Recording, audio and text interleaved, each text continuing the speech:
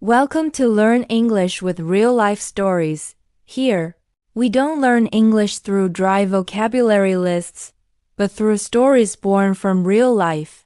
Stories where every line of dialogue is a lesson, every emotion builds a new phrase, and every event embeds vocabulary in a tangible and unforgettable context. From beginner to intermediate levels, join us in each episode as we dive into a compelling narrative. We'll break down practical vocabulary, expressions, and grammar in a way that sticks with you both in mind and in conversation. If you believe a language truly comes alive when it's tied to the emotions, challenges, and true stories of real people, hit the subscribe button now. By subscribing, you become part of this learning community and won't miss any new educational episodes. Let's begin this unique learning journey together. The message that changed my day. My name is Elizabeth. I'm 28 years old. I live in New York, but my heart does not live with me. Every morning feels the same. A long day I did not choose. My phone rings again and again. It is my mother. She never calls to ask if I'm happy. She only calls to remind me how I should live today. Her message said, "Elizabeth, remember the big party tomorrow. Many people will be there. You must look perfect. Your father wants to introduce you to Daniel again." I looked at the message and closed my eyes. I wanted to scream. I whispered to myself, why can't they just let me breathe? I had everything money could buy. Clothes, a house, a car, but no one asked what I truly wanted. My parents owned hotels across the city. People called them successful, but I called them strangers. They thought love meant control. They believed power was peace. But I had seen how lonely they were. They never laughed together. They spoke to each other like business partners. I didn't want that life. My mother said Daniel was the best man for me. He was rich, polite, and from a good family. But when I talked to him, I felt empty. He always talked about himself, his new car, his new deal, his next trip. Once I told him I like simple things. He smiled and said, "You'll forget about simple when you have everything." That moment, something broke inside me. I didn't want everything. I only wanted peace. That night, I couldn't sleep. My mind kept going back to my parents' words. You will thank us later. But what if I never do? What if I lose myself while trying to please them? I sat near the window and watched the lights outside. The city looked alive, but I felt dead inside. Then a small idea came to me. It was a little wild, a little crazy, but it made me smile for the first time that day. I whispered, maybe I'll surprise them this time. The next morning, I looked at myself in the mirror. My eyes looked tired, but there was something new in them. Courage, I said softly. I will not live like a puppet anymore. My maid came in and said, "Ma'am, your mother called again." I smiled and said, "Tell her I'm busy." She looked shocked. No one ever said that to my mother before. All day I kept thinking about my plan. I didn't know how I would do it. I just knew I needed someone who could help me. Not a friend, not Daniel, someone different, someone who didn't care about my name or money. I wanted a person who saw me like a human being, not a prize. I didn't know where to find that person, but I felt something pulling me outside. In the evening, I walked to the park near my house. I sat on a bench and watched people passing by. Families laughed together. Couples held hands. I felt a small ache in my heart. Will I ever have that? I whispered. My eyes moved to a man sitting alone near the fountain. His clothes were old. His hands looked rough, but there was peace on his face, the kind I never saw at home. He looked calm, like the world couldn't hurt him. I don't know why, but my feet started walking toward him. He looked up and our eyes met.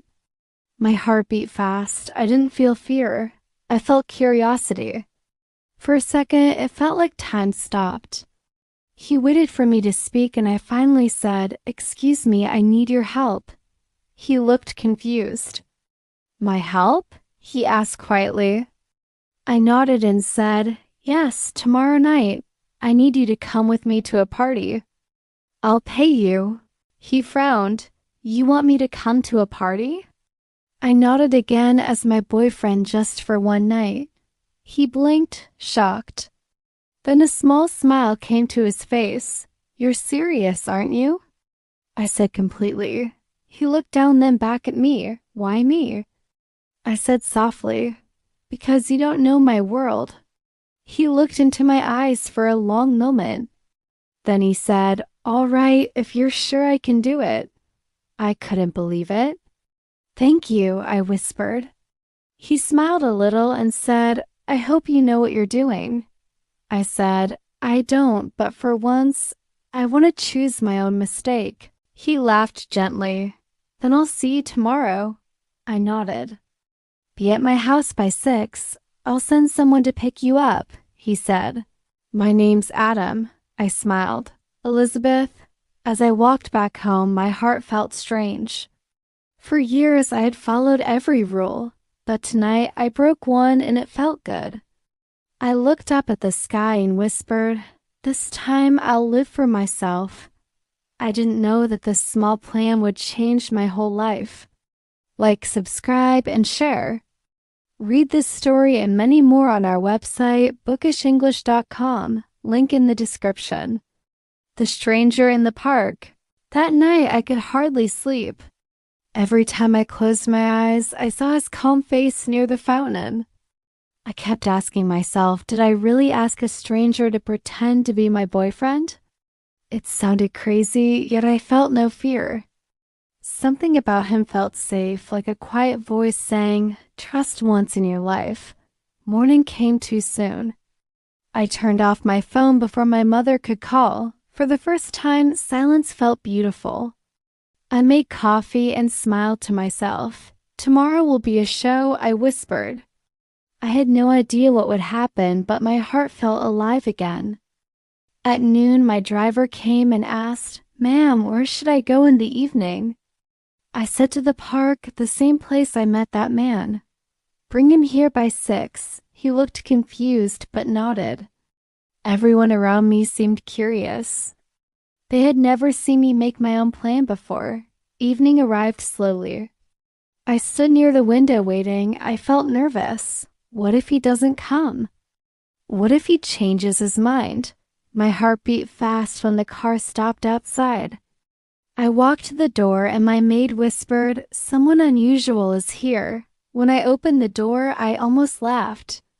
Adam stood there trying to look confident. His shirt didn't fit well and his shoes looked borrowed, but his eyes were calm. He said softly, "I hope I'm not too early." I said, "No, you're right on time." My staff looked shocked. One of them whispered, "Who is he?" I said firmly, "He's my guest. Please help him." No one argued. They guided him inside. I watched as they gave him a haircut, clean clothes, and polished shoes. Step by step, he began to look different. When he came out of the room, I couldn't speak. He smiled and said, "Is this good enough for your plan?" I smiled back. "Perfect," he laughed quietly.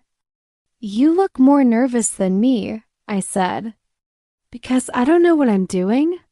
He looked into my eyes and said, "Sometimes not knowing is better than pretending." For a moment, I forgot the plan. His words touched something inside me. I looked away and said, "Let's just get through tomorrow." He nodded. One night. That's what you asked for. We sat together and discussed the small details. I told him my parents' names, how they act, and what to expect. He listened carefully. I noticed how gentle his voice was. He never interrupted me.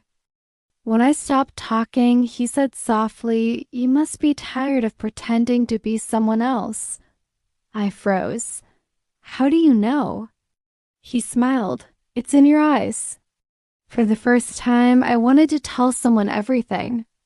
I told him how I grew up surrounded by rules, how I was told who to love, what to wear, what to say. He listened without judgment. When I finished, he said, "Tomorrow I'll stand beside you. You won't be alone anymore." Those words broke something open inside me. I felt a tear roll down my cheek. I quickly wiped it away and said, "Don't make me cry before the party." He said gently, "Crying isn't weakness. It's the first sign that you're still alive." I didn't answer. I just looked at him and thought, who are you really, Adam Walker? He seemed poor, yet his words carried peace, the kind I'd been searching for all my life. Dinner time passed quietly. My phone kept ringing, but I didn't answer. My mother was probably planning every second of the next day, but I had my own plan now. Before he left, Adam said, "I'll come tomorrow evening." "Don't worry," I asked. "Aren't you scared to face rich people who might laugh at you?" He smiled. "They can laugh, but respect doesn't wear expensive clothes." After he left, I stood alone thinking about those words. I whispered, "Respect doesn't wear expensive clothes." I repeated it again and again like a prayer. Maybe that was what I wanted all along. Respect, not luxury. Before going to bed, I wrote a small note to myself. Tomorrow I will stop being afraid. I folded it and kept it under my pillow. I wanted to remember that moment forever. The next morning, the house was full of noise. People ran around preparing for the grand party. My mother kept sending messages. "Wear the blue dress," she said. "Daniel's family will be there." I smiled and said nothing. She had no idea what surprise was waiting for them. At 6 o'clock in the evening, the car engine stopped outside again. My heart started to race. The maid ran in and said, "Ma'am, he's here." I walked to the door, took a deep breath, and opened it. Adam stood there in a black suit. He looked simple yet confident. His eyes met mine, and I felt calm for the first time in years. He said, "Ready?" I nodded. "Let's do this." We walked toward the car. My hands were shaking, but his voice was steady. "Just breathe," he said softly. "Whatever happens, remember this is your life, not theirs." As we drove away, I looked at him and whispered, "Thank you for coming," he said. "Sometimes strangers meet for a reason." I didn't reply. I just looked out the window, knowing that after tonight, nothing in my life would ever be the same again. Preparing for the lie. As the car stopped outside the hotel, my heart was beating fast. I had never felt this nervous in my life. Adam looked at me and said softly, "We can still turn back if you want." I shook my head. "No, I've already lived too long doing what others want. Tonight, I live for myself." He smiled a little, as if proud of me. "Then let's give them a show," he said. We walked toward the grand entrance. People were already arriving, all dressed like they were going to meet a king.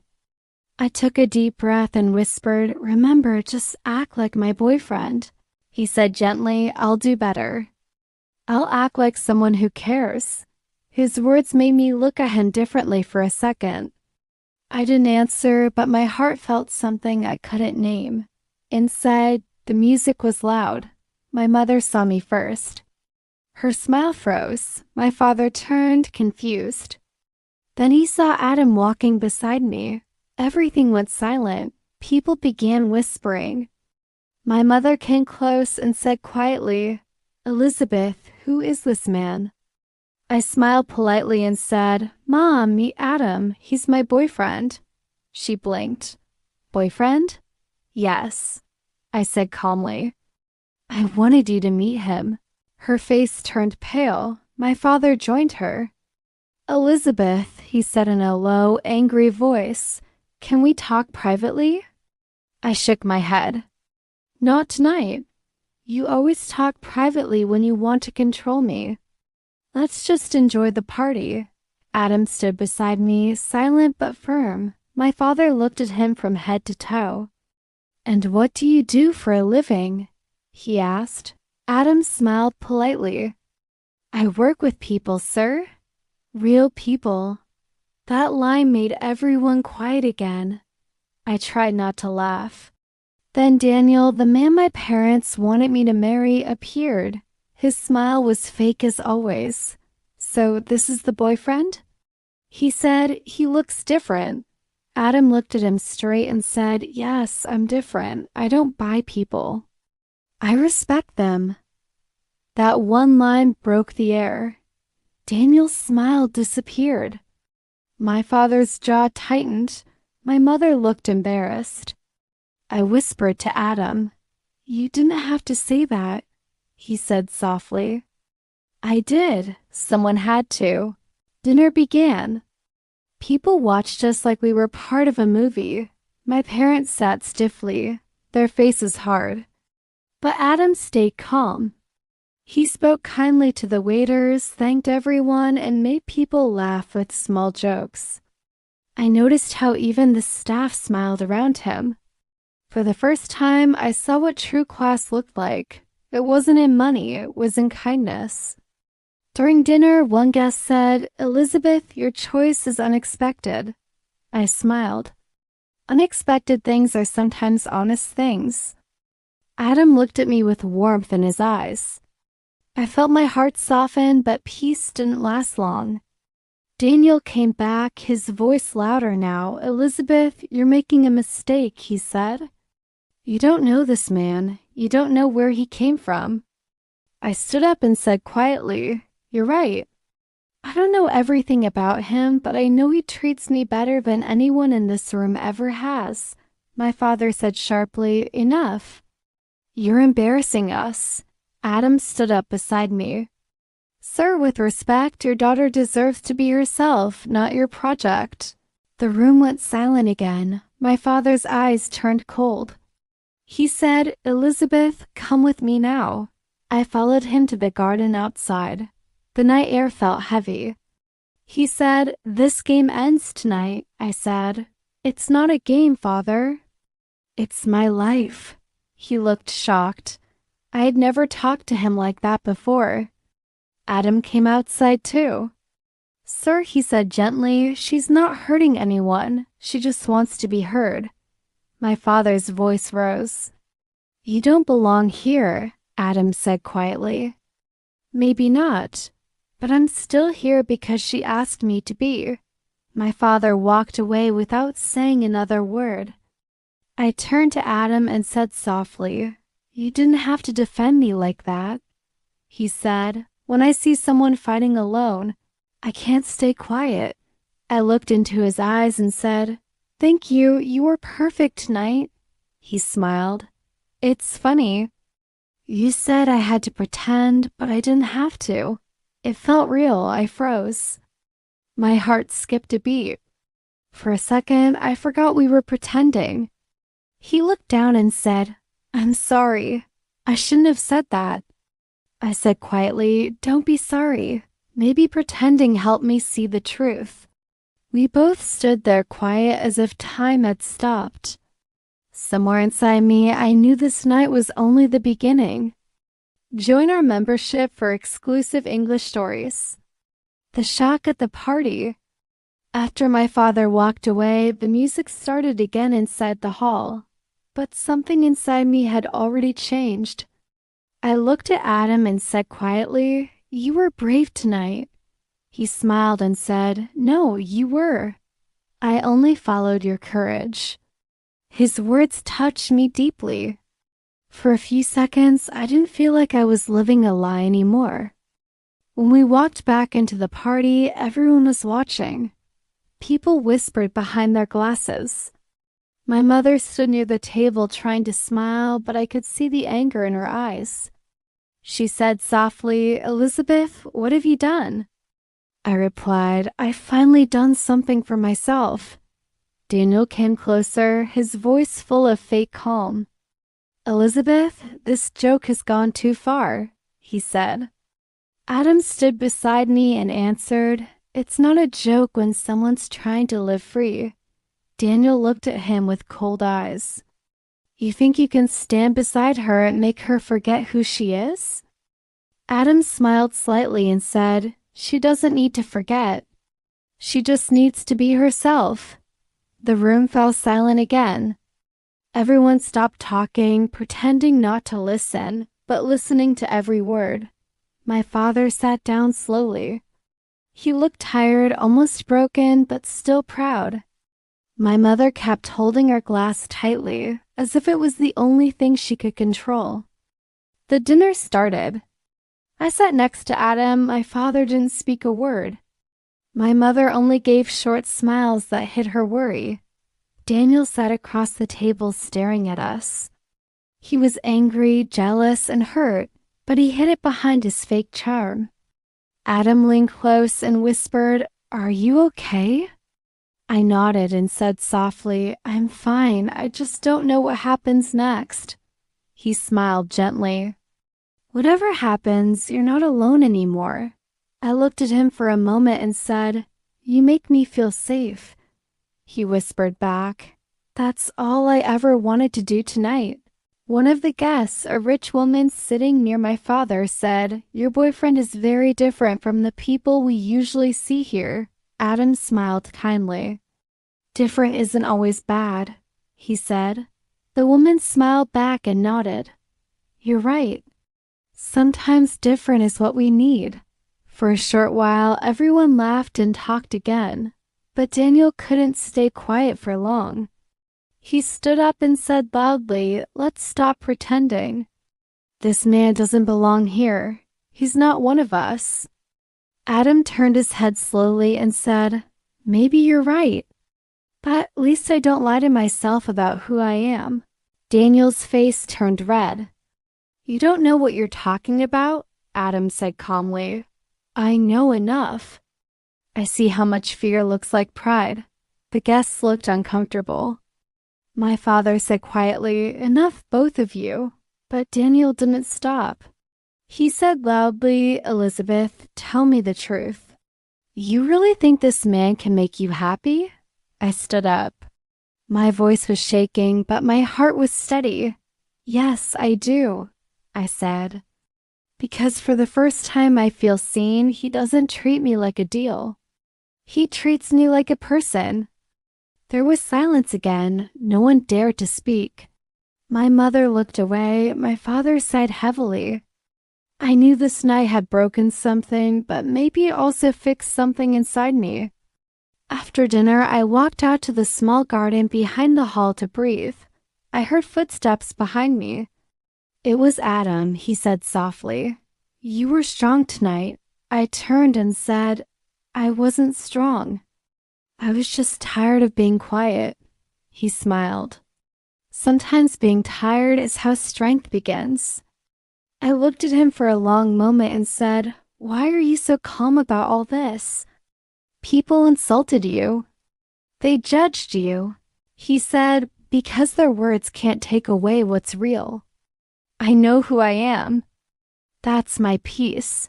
Something about his voice made me feel small and safe at the same time. I whispered, "I wish I had your peace," he said softly. "You will when you stop asking for permission to be yourself." I looked down and for a second tears filled my eyes. He gently said, "Don't cry tonight. You won your first battle," I said. "It doesn't feel like a win," he smiled. "Freedom never feels easy in the beginning." We stood there quietly. The sound of people talking inside felt far away now. I looked at him and asked, "Adam, why did you really agree to help me?" He looked serious for a moment and said, "Because you reminded me of someone I lost." I froze. "Who?" He looked away. "Someone I loved. Someone who also forgot what peace looked like." His voice broke a little. My heart felt heavy. I said softly, "I'm sorry." He smiled again, but this time it was sad. "Don't be. Helping you helped me remember what I once promised her. To never stop being kind." For a long moment, neither of us spoke. The night felt still, like everything around us was holding its breath. I finally said, "Tomorrow they will be even more angry." He said, "Then tomorrow will stand stronger." I nodded. "I hope I don't lose you after this." He looked into my eyes. "You won't lose me. Not even if the whole world stands against you." Something inside melted. I whispered, "Thank you for being here." He said softly, "You don't have to thank me, Elizabeth. You just have to keep believing in yourself." We went back inside. The party was ending. My parents didn't say a word as I walked past them, but I saw my father's eyes. Not anger now, just confusion and pain. I knew change had begun, slowly, quietly. That night, I realized something powerful. Sometimes one act of courage can shake an entire world built on lies. Truth beneath the garden lights. When the last guest left, silence took over the big house. I sat alone, my heart still heavy from everything that happened. The laughter of the party was gone, but the words people said kept echoing inside my head. My mother's worried face, my father's cold eyes, Daniel's fake smile. I saw them all again when I closed my eyes. I wanted peace, but I knew peace never comes without pain. I walked slowly to the garden where soft lights still glowed. My steps felt weak, but my mind was awake. And there, sitting quietly on a chair, was Adam. He was waiting for me, calm and gentle, like he had been all along. He looked up when he saw me and said softly, "You survived the storm." His voice was kind, not proud, just full of quiet strength. I gave a tired smile. "I didn't survive it, Adam," I said. "I just stopped running from it." He nodded slowly. "That's what real strength looks like." His words sank into me. I felt like I could finally breathe again, but a small voice inside me still whispered that something was missing. I sat beside him and looked at the light on his face. "You know, I said I should feel afraid after what happened, but I don't. I feel free." He turned to me and said, "Freedom is always scary in the beginning, but later it becomes peace." I watched him for a moment. His face looked calm, but his eyes were deep and full of secrets. "You talk like someone who has lived many lives," I said softly. He smiled and looked down. "Maybe I have." For a long moment, neither of us spoke. The silence between us wasn't empty, it was honest. I wanted to ask him so many questions. He was a stranger, yet I felt like I had known him forever. I finally said, "Can I ask you something personal?" He nodded without hesitation. I took a breath and said, "Who are you really, Adam? I mean, where did you come from? You don't act like a man who has nothing." He didn't answer right away. His eyes grew thoughtful, and for a second I saw pain on his face. Then he said quietly, "You won't believe me if I tell you." I looked straight at him. "Try me." He took a long breath and his voice changed. "My real name is not Adam Walker," he said slowly. I froze. "Then who are you?" He looked into my eyes and said, "My real name is Warren Blake." I stared at him in shock. "Warren Blake? That name sounds familiar." He nodded once. "It should." "My family owns Blake Enterprises." My heart jumped. "You mean the huge company downtown?" He said, "Yes." I couldn't believe it. "Then why would you pretend to be someone poor?" He smiled gently and his eyes turned sad because I was tired of being seen as a name, not a man. People only cared about what I owned, not who I was. So one day I walked away from everything. I wanted to see how it feels to have nothing and still be respected. His words went deep into me. "So you chose this life?" I asked softly. He nodded. "For 1 year, I lived without my money, without my name. I talked to strangers, shared food with people who had nothing, and I learned something. The poorest people were often the richest in heart. I couldn't speak. I looked at him trying to understand. So all this time you were testing people. He shook his head gently. No, I was testing myself. I wanted to know if I could still be kind when no one was watching. I looked down. My voice broke a little when I said, "You helped me tonight when I was broken and I didn't even know who you were." He smiled softly. "That's the best part. You didn't ask about my name. You just talked to me like a person. That's why I said yes to your plan." Tears filled my eyes. "So while I was trying to teach my parents a lesson, you were teaching me one," he said quietly. "Maybe both of us were searching for the same thing. Real people in a fake world." His words made me feel both weak and alive at the same time. I whispered, "Why didn't you tell me before?" He said, "Because I wanted you to see me first before you saw the man with a famous last name." For a few seconds, neither of us moved. Then he reached forward and wiped the tear that fell from my cheek. "Don't cry, Elizabeth," he said softly. "You found the real me before anyone else did." I looked into his eyes and said, "And what happens now?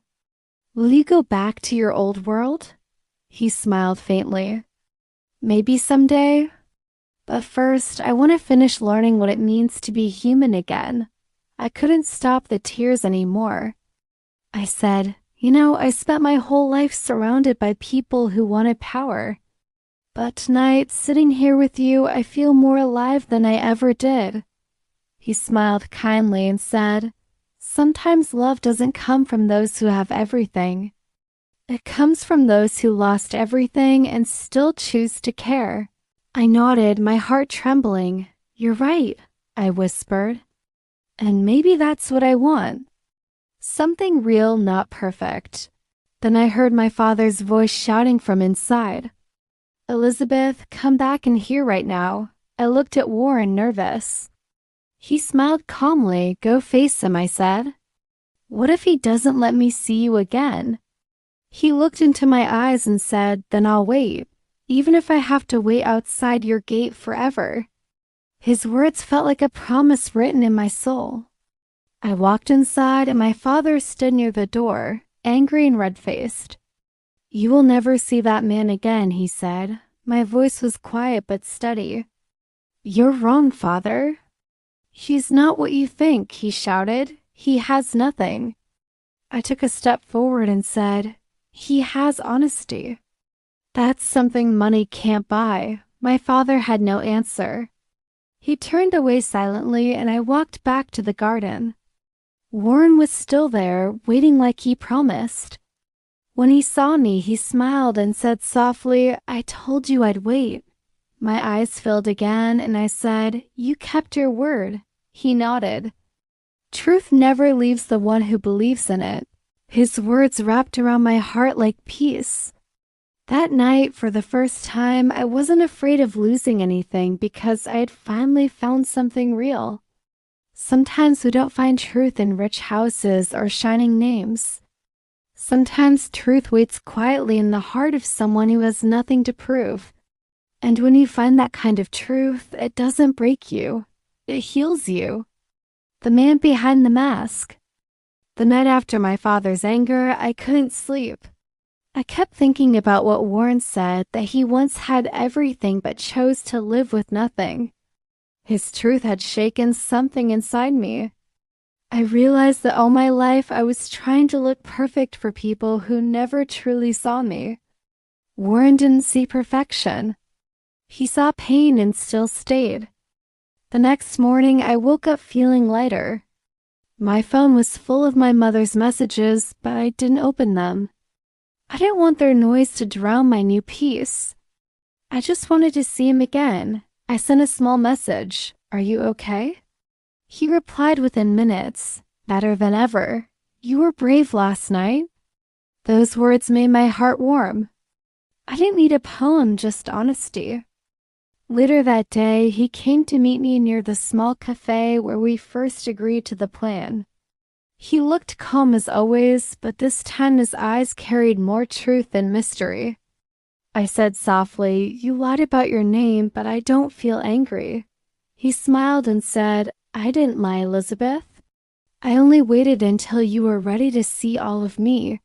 His words were simple, but they felt deep. I said, "You know what's strange? I trusted you more when you had nothing." He looked down for a second and said, "That's why I fell for you." My heart stopped. "What did you just say?" He smiled shilly. "I said I fell for you. I didn't mean to, but I did." I didn't speak for a moment. I looked at him and said softly, "You shouldn't have. I started this as a lie." He nodded. "Maybe, but real feelings don't wait for the right beginning. They just happen." His voice was steady, but his eyes were full of emotion. I whispered, "Warren, I don't know if I'm ready for this." He said, "You don't need to be ready. You just need to be honest." We sat in silence, both understanding more than words could express. Then he said quietly, "You taught me something. Even people who have everything can be lonely." I replied, "And you taught me that sometimes people who look poor carry the richest hearts." He laughed softly. "I guess we fixed each other without planning it." Before leaving, he looked at me and said, "Whatever happens next, don't let fear choose your life again." I said, "I won't, but promise me one thing. Don't disappear like everyone else." He smiled. "You found the real me, Elizabeth." "I'm not leaving." I watched him walk away and I felt something I hadn't felt in years. Hope. Not the kind that comes from promises, but the kind that grows quietly inside when you finally see someone who understands you. That evening, my father came to my room. His face looked softer than before. He said, "I was too hard on you." I looked at him in surprise. "You were honest, Father." "That's rare," he sighed. "Maybe that man was right. Money can't give peace." I didn't answer. I only smiled. For the first time, he saw me not as his daughter, but as a person. And somewhere deep inside, I knew life was about to change again. Not with noise or fear, but with truth, love, and forgiveness. The choice of the hard days passed, but my heart stayed restless. Warren had shown me truth, and now I had to face mine. My parents were quiet, yet I could feel their worry in every look. I wasn't angry anymore. I just wanted them to see that love isn't a mistake when it is honest. One evening, my father called me to the living room. His voice was calm this time. "Elizabeth," he said, "I don't understand your choices, but I can't keep fighting you." His words softened something inside me. I said quietly, "I never wanted to fight you. I only wanted to live my life." He nodded, tired but gentle. "Maybe I forgot that you're not my little girl anymore." I smiled through tears. "You didn't lose me, Father. You only needed to let me grow." He looked down for a moment and then said, "Does that man truly make you happy?" I whispered, "He gives me peace." My father took a deep breath. "Then I won't stand in your way." Those few words felt like freedom. I wanted to cry, but instead I hugged him. He held me close and said softly, "Be careful with your heart." Later that night, I met Warren again. He smiled when he saw me and said, "You look lighter." I said, "Because my father finally let me breathe." Warren's eyes softened. "Then it's time we start living for real." I looked at him, still afraid of the world, but no longer afraid of myself. "I choose you," I said quietly. He smiled and held my hand. "And I choose the woman who taught me what truth feels like." In that moment, I understood love was not about perfection. It was about choosing the same heart every day, even when life tried to change it. The plan that changed everything. A few months passed, yet the memory of that night stayed bright in my heart. Life slowly found its shape again. My parents spoke less about money and more about peace. Sometimes my father would say, "I understand now, Elizabeth. Happiness isn't something we can buy." Those words healed me more than he knew. Warren and I began to build our new life step by step. He went back to his company, but this time with a softer heart. He said, "I want this business to help people, not just make profit." I started painting again, something I had stopped years ago. When he visited my small art studio, he said with a smile, "I finally see you doing what you love." I looked at him and said, "Because for the first time, I'm living for myself." One afternoon, my mother came to see me. She looked different, calmer. "Your father and I were wrong," she said quietly. "We wanted safety for you, but we forgot that love is the only safe place." I took her hand and said, "You didn't lose me. You helped me find my courage." Tears filled her eyes as she whispered, "I'm proud of you." Elizabeth, for the first time I believed it. Weeks later, Warren surprised me with a simple idea. He said, "Let's start something that helps those who have no home. You once said, peace matters more than money. Let's give that peace to others." His plan touched me deeply. We opened a small charity in the city, giving food and shelter to people who had lost everything. Each evening when I saw their smiles, I remembered the man I met by the fountain, the stranger who had changed my world. One night, we sat together after a long day of work. The city lights were far away, but his words were close. He said softly, "Remember your secret plan? The one that started it all?" I laughed gently. How could I forget? It was supposed to be fake. He held my hand and said, "It wasn't fake. It was destiny wearing a disguise." My heart melted. I whispered, "You found me when I was lost." He smiled. "And you helped me find my heart again." Sometimes I still think about that girl who wanted to escape her golden cage. She had no idea that her small act of courage would open every door she truly needed. I now know that real love doesn't start with perfection. It starts with truth. The plan that began as a lie became the story that saved us both. And maybe that's what life really is. A mix of mistakes that slowly lead us home,